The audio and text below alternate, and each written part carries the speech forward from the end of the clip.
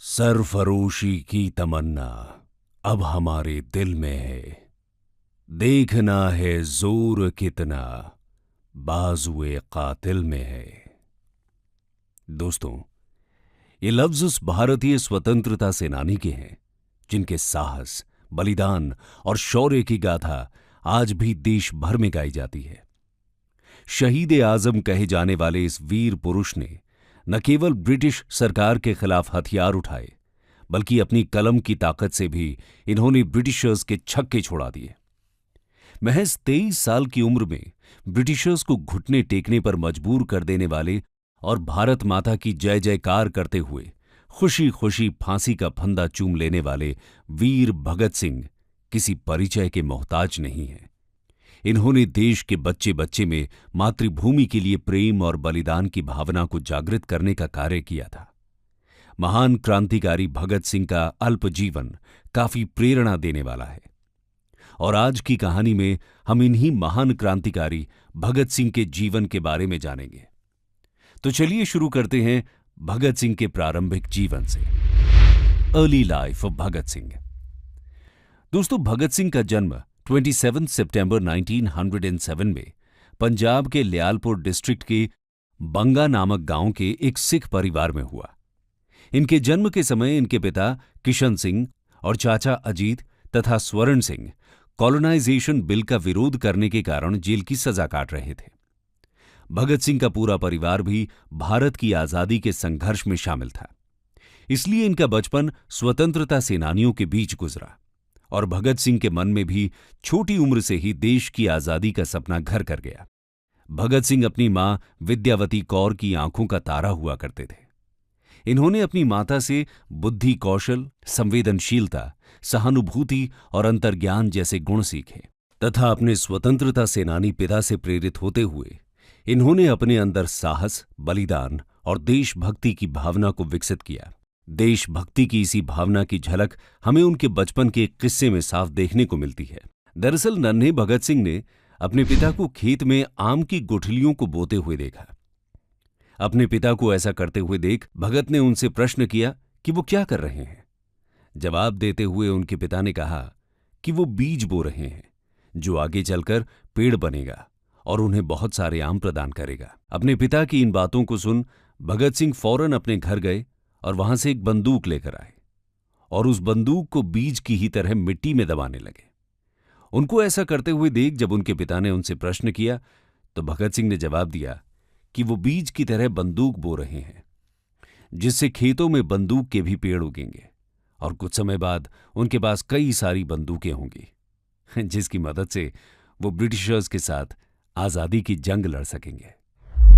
भगत सिंह की ऐसी मासूमियत और देशभक्ति की भावना देख उनके पिता का सीना गर्व से चौड़ा हो गया और उन्हें यकीन हो गया कि उनका बेटा भारतीय स्वतंत्रता आंदोलन में अपना महत्वपूर्ण योगदान देगा। इसके अलावा भगत सिंह बचपन से ही आक्रामक स्वभाव के थे और अनोखे खेल खेला करते थे। जब वो 5 साल के थे तो अपने साथियों को 2 अलग अलग ग्रुप में बांट देते थे और फिर आपस में एक दूसरे पर आक्रमण कर युद्ध का अभ्यास करते थे। इस तरह का युद्धाभ्यास भगत सिंह भारतीय स्वतंत्रता आंदोलन में भाग लेने के उद्देश्य से किया करते थे। भगत सिंह के हर काम में उनके वीर, धीर और निर्भीक होने का प्रमाण मिलता है। ये बचपन से ही हर किसी को अपनी तरफ आकर्षित कर लेते थे। जब इनकी शिक्षा दीक्षा की बारी आई तब इन्होंने लाहौर के ब्रिटिश हुकूमत के स्कूल में दाखिला लेने से साफ मना कर दिया और अपना एडमिशन दयानंद एंग्लो वैदिक स्कूल में कराया। भगत सिंह पढ़ने में काफी होशियार और तेज हुआ करते थे। इन्होंने अपनी कोर्स बुक्स के अलावा देश विदेश के कई मशहूर किताबों का अध्ययन भी किया। इनकी रुचि खासकर सोशल, पॉलिटिकल और इकोनॉमिक रिफॉर्म्स पर आधारित किताबों के प्रति हुआ करती थी। इनके अध्ययन से छोटी उम्र में ही भगत सिंह को देश विदेश के सोशो पॉलिटिकल सिनेरियो का ज्ञान हो चुका था। दोस्तों, भगत सिंह के जीवन में एक नया अध्याय तब शुरू हुआ जब 13 अप्रैल 1919 को जलियांवाला बाग हत्याकांड हुआ। इस भयानक त्रासदी से 12 वर्षीय भगत सिंह इतने आहत हुए कि वे अगले ही दिन पैदल अमृतसर की ओर चल पड़े। जलियांवाला बाग पहुंचते ही उन्होंने चारों ओर खून से लथपथ लाशों का भयानक मंजर देखा। इससे उनके अंदर ब्रिटिशर्स के खिलाफ अत्यंत क्रोध और बदले की भावना उत्पन्न हुई। उन्होंने एक बॉटल में खून से सनी हुई मिट्टी को भरा और वापस लाहौर आ गए। यहां आने के बाद उन्होंने ब्रिटिशर्स को भारत से मार भगाने का प्रण लिया। वहीं शुरू के दिनों में भगत सिंह महात्मा गांधी के एक बड़े प्रशंसक के रूप में जाने जाते थे। उन्हें यह पूर्ण विश्वास था कि गांधी जी अपने अथक प्रयासों से देश को आजाद करवा लेंगे। इसलिए जब महात्मा गांधी ने नॉन कोऑपरेशन मूवमेंट लॉन्च किया तो सभी देशवासियों की तरह भगत सिंह ने भी इस आंदोलन में बढ़ चढ़कर हिस्सा लिया। भगत सिंह खुलेआम अंग्रेजों को ललकारा करते थे और गांधी जी के कहने पर ब्रिटिश सरकार द्वारा छापी गई किताबों को जलाया करते थे। देश भर में नॉन कोऑपरेशन मूवमेंट को फुल सपोर्ट मिल रहा था और सबको ये आशा थी कि जल्द ही ब्रिटिशर्स भारत छोड़कर चले जाएंगे। परंतु जब चौरी चौरा कांड के कारण महात्मा गांधी ने इस आंदोलन को वापस ले लिया, तब भगत सिंह इस फैसले से काफी निराश हुए और इसी के बाद उन्होंने क्रांतिकारी मार्ग चुना। उन्हें इस बात का एहसास हो चुका था कि नॉन वायलेंस या पीसफुल टैक्टिक से भारत कभी भी स्वतंत्र नहीं हो सकता। और यहीं से शुरू होती है भगत सिंह के साहस और बलिदान की कहानी। तो आइए अब एक नजर उनकी क्रांतिकारी गतिविधियों पर भी डाल लेते हैं। Revolutionary activities of Bhagat Singh. दोस्तों, अपने कॉलेज के दिनों में ही भगत सिंह की मुलाकात सुखदेव, भगवती चरण समेत अन्य कई क्रांतिकारियों से हुई और इनकी सबसे गहरी दोस्ती सुखदेव के साथ हुई। उस समय आजादी की लड़ाई अपने चरम सीमा पर थी। आपको बता दें कि यह वो दौर था जब अंग्रेज शासकों का भारतीयों के खिलाफ अत्याचार बढ़ रहा था। ये सब देखकर भगत सिंह ने अपनी पढ़ाई छोड़ दी और खुद को स्वतंत्रता संग्राम में पूरी तरह समर्पित कर दिया। इसी दौरान इनके घर पर इनकी शादी की बातें भी शुरू होने लगी थी, परंतु भगत सिंह ने शादी के प्रस्ताव को यह कहते हुए ठुकरा दिया, यदि मैं भारत की आजादी से पहले विवाह करूंगा तो मौत ही मेरी दुल्हन होगी। शहीद आजम के इस फैसले से उनके माता पिता काफी आहत हुए, परंतु वे भगत सिंह के देश प्रेम के आगे बेबस थे। ये फैसला लेने के बाद भगत सिंह कानपुर की ओर चल पड़े। देश की आजादी के लिए भगत सिंह सभी युवाओं को जागरूक करना चाहते थे, लेकिन हर युवा तक ये संदेश पहुंचाने के लिए उन्हें किसी माध्यम की जरूरत थी।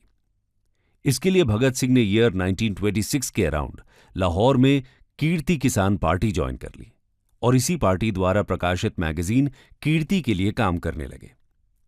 शुरुआत में भगत सिंह ने ब्रिटिशर्स के खिलाफ आक्रामक लेख लिखे और पैम्फलेट छपवाए और ज्यादा से ज्यादा लोगों को ब्रिटिशर्स के खिलाफ बगावत करने के लिए इकट्ठा करना शुरू किया। इसी दौरान भगत सिंह ने खुद की एक पार्टी का भी गठन किया। इसका नाम उन्होंने नौजवान भारत सभा रखा। इस पार्टी का उद्देश्य था वर्कर्स और युवा किसानों को इकट्ठा कर ब्रिटिशर्स के खिलाफ जंग छेड़ना। भगत सिंह का ऐसा करना ब्रिटिशर्स को रास नहीं आ रहा था और 1927 में ब्रिटिश पुलिस ने उन्हें हिरासत में ले लिया। कोर्ट में इनकी पेशी की गई और 60,000 रुपए देकर भगत सिंह के पिता ने उनकी जमानत कराई, परंतु इसके बावजूद भगत सिंह ने ब्रिटिशर्स के विरुद्ध आक्रामक लेख लिखने बंद नहीं किए। इसके बाद 1927 में काकोरी कांड को अंजाम देने वाले हिंदुस्तान रिपब्लिकन एसोसिएशन के कुछ क्रांतिकारियों को ब्रिटिशर्स द्वारा सजा सुनाई गई, जिसके तहत रामप्रसाद बिस्मिल समेत 4 लोगों को फांसी और 16 लोगों को आजीवन कारावास की सजा दी गई। इस पूरी घटना के बाद हिंदुस्तान रिपब्लिकन एसोसिएशन की नींव डगमगा गई। ऐसे में जरूरत थी फिर से इस पार्टी का नवनिर्माण करने की। इसी संदर्भ में भगत सिंह ने हिंदुस्तान रिपब्लिकन एसोसिएशन के प्रमुख चंद्रशेखर आजाद से मुलाकात की और दोनों ने मिलकर नौजवान भारत सभा और हिंदुस्तान रिपब्लिकन एसोसिएशन को मर्ज करने की योजना बनाई। इसी के तहत सितंबर 1928 में दिल्ली के फिरोज शाह कोटला मैदान में एक सीक्रेट मीटिंग की गई और दोनों पार्टीज का विलय कर दिया गया और इस नई पार्टी का नाम बड़े ही विचार विमर्श के बाद Hindustan socialist Republican association HSRA रखा गया। इसी दौरान साइमन कमीशन का भारत में आगमन हुआ और पूरे देश में इसका विरोध किया गया। लाहौर में ऐसे ही एक विरोध प्रदर्शन को लाला लाजपत राय लीड कर रहे थे। ये लोग साइमन गो बैक के नारे लगाते हुए आगे बढ़ ही रहे थे कि पुलिस ने लाठीचार्ज शुरू कर दिया। इस दौरान लाला लाजपत राय के सर पर लाठी पड़ने से वो गंभीर रूप से घायल हुए और हॉस्पिटल में उन्होंने ये कहते हुए दम तोड़ा कि उनकी मृत्यु ही ब्रिटिशर्स के ताबूत पर आखिरी कील साबित होगी। अपने गुरु लाला लाजपत राय और अन्य पार्टी मेंबर्स की मृत्यु के कारण भगत सिंह का गुस्सा 7वें आसमान पर था और वो किसी भी तरह ब्रिटिशर्स से बदला लेना चाहते थे। इसके लिए उन्होंने चंद्रशेखर आजाद, राजगुरु और कुछ अन्य क्रांतिकारियों के साथ जेम्स स्कॉट की हत्या करने की एक गुप्त योजना बनाई। बता दें कि जेम्स स्कॉट ने ही प्रदर्शनकारियों पर लाठीचार्ज का आदेश दिया था। योजना के मुताबिक जेम्स स्कॉट जिस पुलिस थाने में तैनात था, उसके पास ही भगत सिंह और उनके साथी छुप गए और स्कॉट के थाने से बाहर निकलने का इंतजार करने लगे। और जैसे ही उन्होंने एक पुलिसमैन को थाने से बाहर आते हुए देखा, उन्होंने उस पर गोलियों की बरसात कर दी और वहां से भाग खड़े हुए। परंतु इस पूरे हत्याकांड में एक बहुत बड़ी गलती हो गई थी। दरअसल उनके साथ जयगोपाल स्कॉट की सही पहचान नहीं कर पाए और उन्होंने स्कॉट की जगह लाहौर के deputy superintendent of police James Saunders की हत्या कर दी। सॉन्डर्स की हत्या की खबर पूरे भारत में आग की तरह फैल चुकी थी, जिसके बाद ब्रिटिश सरकार ने भगत सिंह और उनके साथियों को ढूंढने के लिए चारों तरफ जाल बिछा दिया था। हर जगह की पुलिस केवल उन्हें ही ढूंढने में जुट चुकी थी और यह भगत सिंह और उनके साथियों के लिए सबसे बड़ी समस्या थी। इसके लिए भी एक योजना बनाई गई। भगत सिंह ने खुद को बचाने के लिए अपने बाल और दाढ़ी कटवा दी। एक सिख होते हुए भी ऐसा करना भगत सिंह के असीम देश प्रेम को दर्शाता है। इसके बाद भगत सिंह और राजगुरु ने स्वतंत्रता सेनानी दुर्गा भाभी से मदद मांगी। भगत सिंह एक जेंटलमैन के रूप में अंग्रेजी पोशाक और हैट लगाकर तैयार हुए। दुर्गा भाभी उनकी पत्नी बनी तथा राजगुरु एक नौकर के रूप में रेडी हुए। ये तीनों अपना भेष बदलकर लाहौर स्टेशन से कलकत्ता की ओर रवाना हुए। 1 साल तक ब्रिटिश पुलिस सरदार भगत सिंह को अरेस्ट करने में नाकामयाब रहती है, पर फिर 1929 में भगत सिंह अरेस्ट हो जाते हैं और ये गिरफ्तारी भी ब्रिटिश पुलिस की कोई सफलता नहीं होती। भगत सिंह ने तो खुद ही अपने को अरेस्ट करा लिया था। हुआ यह था कि 1929 में सेंट्रल असेंबली में 2 बिल्स पास किए जा रहे थे, ट्रेड डिस्प्यूट्स बिल और public safety bill. Trade disputes bill जहां वर्कर्स के राइट्स के अगेंस्ट था, वहीं पब्लिक सेफ्टी बिल इंडिया में सोशलिस्ट और कम्युनिस्ट की एक्टिविटीज पर लगाम लगाने के लिए लाया जा रहा था। इंडियन नेशनलिस्ट लीडर्स के विरोध के बाद भी ब्रिटिश गवर्नमेंट इन बिल्स को पास करने जा रही थी और इसीलिए भगत सिंह ने चंद्रशेखर आजाद, राजगुरु, बटुकेश्वर दत्त और सुखदेव के साथ मिलकर दिल्ली सेंट्रल असेंबली में बॉम्ब ब्लास्ट करने की योजना बनाई। परंतु इस पूरी प्रक्रिया में भगत सिंह किसी भी प्रकार का खून खराबा नहीं चाहते थे। वो केवल ब्रिटिश सरकार का ध्यान जनता की मांगों की ओर आकर्षित करना चाहते थे। इसी वजह से उन्होंने लो इंटेंसिटी बॉम्ब ब्लास्ट करने का निर्णय लिया। ये बॉम्ब किसी को मारने के लिए नहीं था, बल्कि भगत सिंह के ही शब्दों में कहें तो भैरों को सुनाने के लिए था।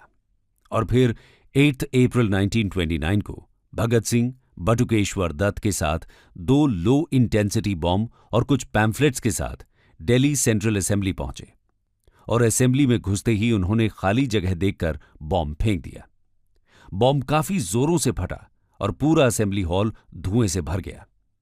इसके बाद भगत सिंह ने अपने पैम्फलेट्स को हवा में उड़ा दिया, जिस पर साफ साफ और मोटे मोटे अक्षरों में लिखा हुआ था, बहरों को सुनाने के लिए धमाका जरूरी है। बता दें कि इस पूरी घटना में किसी को भी कोई क्षति नहीं पहुंची थी। हां, धमाका काफी तेज हुआ था, जिससे अंग्रेजों के होश उड़ गए थे। दोस्तों, अगर भगत सिंह चाहते तो धुएं का फायदा उठाकर भाग सकते थे, परंतु उन्होंने ऐसा नहीं किया, बल्कि जोर जोर से पूरे असेंबली हॉल में इंकलाब जिंदाबाद का नारा लगाना शुरू कर दिया। भगत सिंह और उनके साथी वहां से भागने की कोशिश नहीं करते, बल्कि खुद को अरेस्ट करा लेते हैं। यह उनके प्लान का हिस्सा था। वो चाहते थे कि कोर्ट में ट्रायल्स की मदद से वो अपनी आइडियोलॉजी को सभी तक पहुंचा सकें। अरेस्ट करने के बाद ब्रिटिश गवर्नमेंट भगत सिंह के अगेंस्ट 2 केस चलाती है, असेंबली बॉम्ब केस और Lahore conspiracy case. Lahore conspiracy case Saunders के मर्डर के लिए था। आइए अब जानते हैं कि गिरफ्तारी के बाद वीर भगत सिंह के साथ क्या क्या हुआ। Last moments of Bhagat Singh. दोस्तों, भगत सिंह ने जेल में भी अंग्रेजों के खिलाफ संघर्ष जारी रखा। उन्होंने जेल में अंग्रेजी कैदियों और भारतीय कैदियों के बीच होने वाले भेदभाव और उनके साथ हो रहे बुरे व्यवहार के खिलाफ आवाज उठाई। इसके साथ ही उन्होंने जेल में पॉलिटिकल प्रिजनर्स के लिए उचित सुविधाएं देने की मांग की थी। इसके लिए भगत सिंह और उनके साथियों ने जेल में 64 दिन की भूख हड़ताल कर दी। इस हड़ताल से अंग्रेजी अफसर घबराने लगे, क्योंकि इतने लंबे समय तक जल और अन्न का त्याग करते हुए भी भगत सिंह का जोश, उत्साह और देश प्रेम बरकरार था। भगत सिंह जेल में रहकर भी आजाद था। उन्होंने अपनी तमाम क्रांतिकारी गतिविधियों से जेल में रहते हुए भी ब्रिटिश पुलिस के नाक में दम कर रखा था। उन्होंने जेल के अंदर कैदियों को एकजुट कर आंदोलन तो किया ही, साथ ही जेल के बाहर अपने साथी युवाओं को जागृत करने के लिए लेख भी लिखे। इन लेखों के माध्यम से वे युवाओं को भारतीय स्वतंत्रता संग्राम में हिस्सा लेने के लिए प्रेरित करते थे। जेल में रहकर भगत सिंह ने दोबारा किताबें पढ़ना भी शुरू किया और 2 साल में उन्होंने कम से कम 300 किताबें पढ़ डाली। इस बीच 7 अक्टूबर 1930 को सॉन्डर्स मर्डर केस के तहत भगत सिंह, सुखदेव तथा राजगुरु को फांसी की सजा सुनाई गई और 24 मार्च 1931 को इन्हें फांसी देने का निर्णय लिया गया।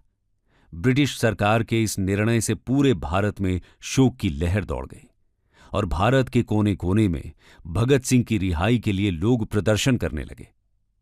बात अगर भगत सिंह की करें तो उन्हें फांसी की सजा का कोई डर नहीं था। उनके चेहरे की मुस्कान और हृदय का देश प्रेम अभी भी बरकरार था, बल्कि अब वो और भी ज्यादा जोशीले हो चुके थे। देशभक्ति की उनकी भावना और भी बढ़ चुकी थी। वो खुशी खुशी अपने प्राण देश की आजादी के लिए भारत माता के आंचल में न्यौछावर करने के लिए तैयार थे। परंतु भारतीयों को इनकी फांसी की सजा मंजूर नहीं थी। देश भर में हाहाकार मच चुका था। जैसे जैसे 24 तारीख नजदीक आ रही थी, लोगों का प्रदर्शन एक भयंकर त्रासदी का रूप धारण करने लगा था। जगह जगह दंगे होने लगे। ब्रिटिशर्स को यह डर था कि कहीं भारत में इतना बवाल ना हो जाए कि उन्हें अपना यह फैसला वापस लेना पड़े, और इसलिए ब्रिटिश सरकार ने आनन फानन में भगत सिंह को फांसी पर लटकाने का निर्णय 24 की जगह 23 मार्च को कर दिया। दोस्तों, फांसी के कुछ दिनों पहले जब जेल अधिकारियों ने भगत सिंह से उनकी आखिरी इच्छा पूछी तो उन्होंने लेनिन की ऑटोबायोग्राफी पढ़ने की इच्छा जाहिर की। उनकी इस डिमांड को ब्रिटिशर्स द्वारा मान लिया गया। 23 मार्च को जब जेल अधिकारी उन्हें लेने आए तो भगत सिंह ने उनसे कहा कि इस किताब का मात्र एक पन्ना पढ़ने के लिए बचा है। एक क्रांतिकारी अभी दूसरे क्रांतिकारी से भेंट कर रहा है, मुझे ये पन्ना पढ़ लेने दें। किताब पूरी कर लेने के बाद भगत सिंह जेल अधिकारियों के साथ खुशी खुशी अपनी मौत को गले लगाने चल पड़े। फांसी के तख्त पर चढ़ने के बाद भगत सिंह ने अपने हाथ पर रस्सी बांधने और चेहरे को काले कपड़े से ढकने से साफ मना कर दिया। ब्रिटिशर्स ने इनके हाथों को तो नहीं बांधा, परंतु उनके सिर को कानून के नियमानुसार ढक दिया। उसके बाद भगत सिंह ने इंकलाब जिंदाबाद का जय घोष करते हुए शाम 7:33 पर अपने साथियों राजगुरु और सुखदेव के साथ फांसी के फंदे को खुशी खुशी चूम लिया। इस तरह भारत माता के इस वीर सपूत को वीर गति प्राप्त हुई। परंतु उनका देश प्रेम, उनकी विचारधारा और उनके जज्बे की कहानी आज भी भारत के कोने कोने में बड़े ही उत्साह और गर्व के साथ गाई जाती है। कंक्लूजन। तो दोस्तों, ये थी वीर भगत सिंह की कहानी। इस कहानी में हमने भगत सिंह के जीवन और आजाद भारत के निर्माण में उनके अहम भूमिका को समझने का प्रयास किया। आशा है आप भी भगत सिंह के गुणों से प्रभावित हुए होंगे। भगत सिंह की ही तरह ऐसे कई स्वतंत्रता सेनानी हैं जिनके शौर्य और बलिदान के कारण आज हम एक आजाद देश में सांस ले रहे हैं। क्या आप ऐसे ही अन्य स्वतंत्रता सेनानियों की कहानी जानना चाहते हैं? अगर हां, तो अपनी राय कमेंट सेक्शन में